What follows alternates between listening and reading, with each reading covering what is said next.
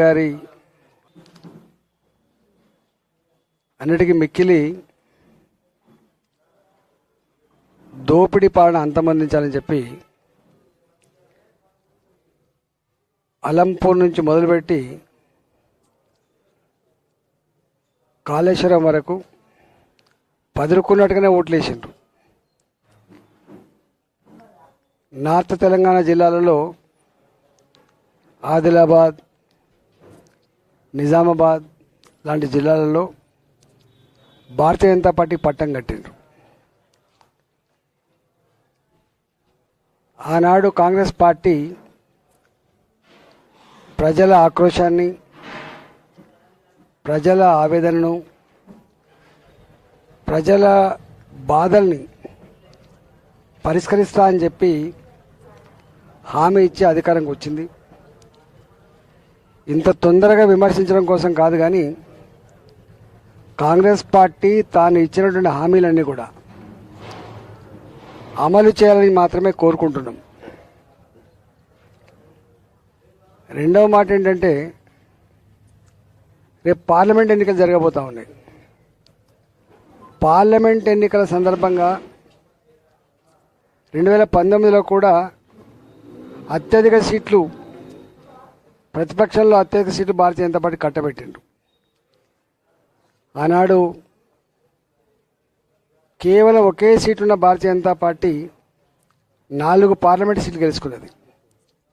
ఇవాళ 8 సీట్లు గెలుచుకున్న భారతీయ జనతా పార్టీ, 19 సీట్లలో 2వ స్థానంలో నిలుపుకున్న భారతీయ జనతా పార్టీ, 15% ఓటు సాధించుకున్న భారతీయ జనతా పార్టీ దేశ సమగ్రత, దేశ అభివృద్ధి, దేశ రక్షణ నరేంద్ర మోడీ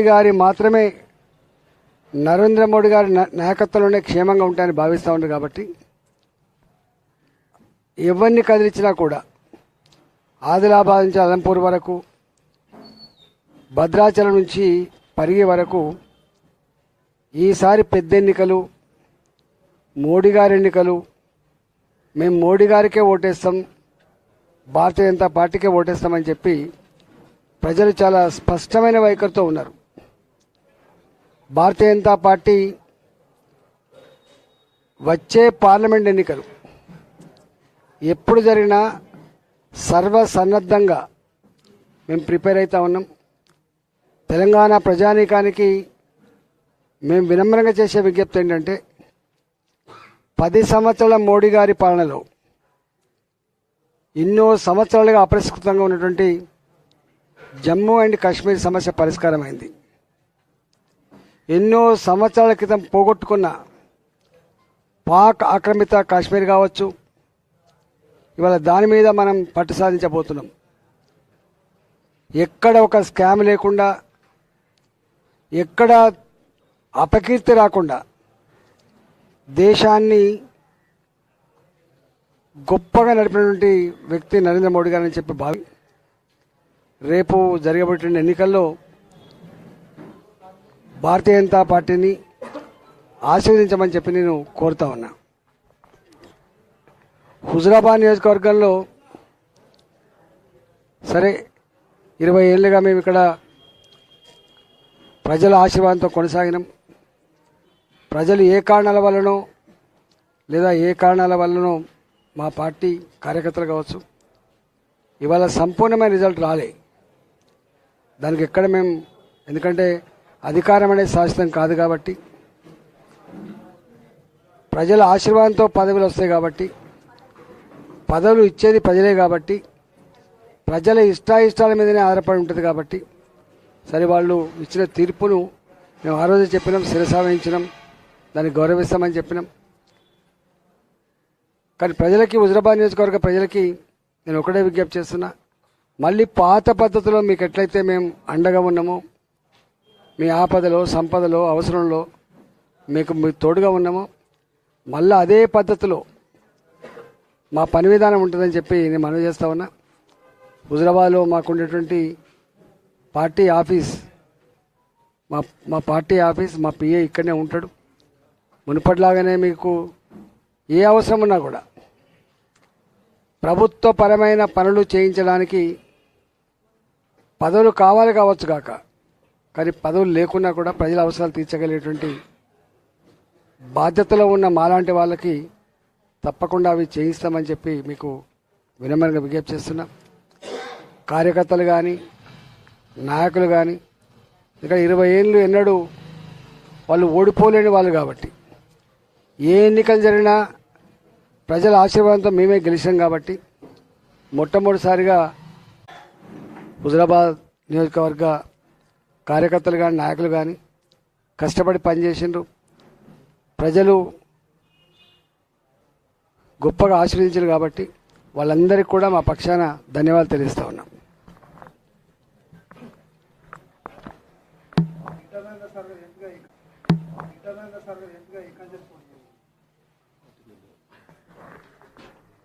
పోటీ చేయాలా వద్దా అనేది, ఎక్కడి నుంచి పోటీ చేయాలనేది మా పార్టీ అధిష్టానం నిర్ణయిస్తే తప్ప వ్యక్తులుగా మాకు మేముగా నిర్ణయించుకునేటువంటి ఆస్కారం లేదు.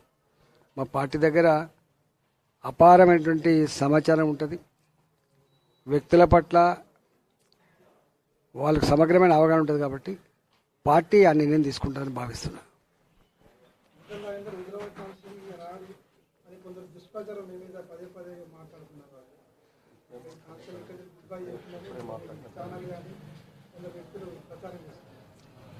యాక్చువల్గా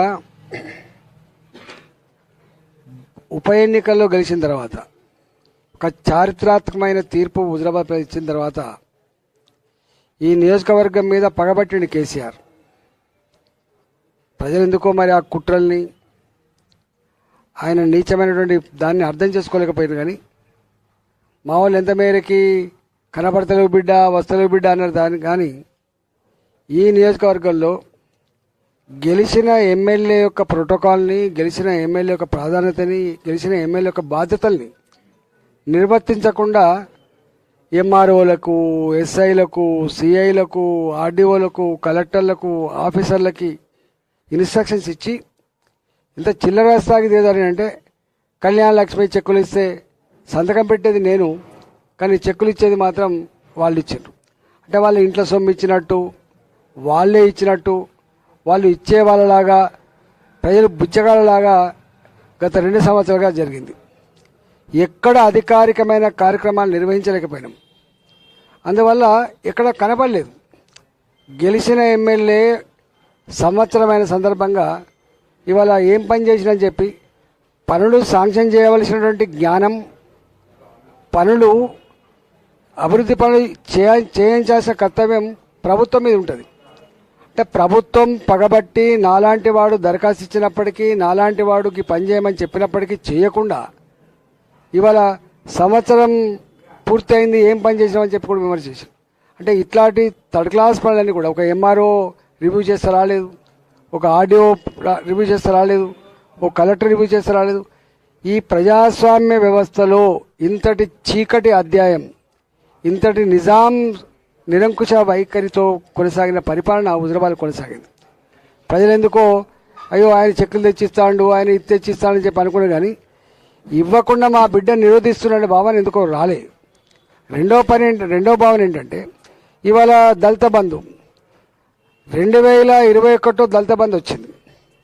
కొంతమంది సంపూర్ణంగా తీసుకున్నారు, కొంతమంది సగం సగం తీసుకున్నారు.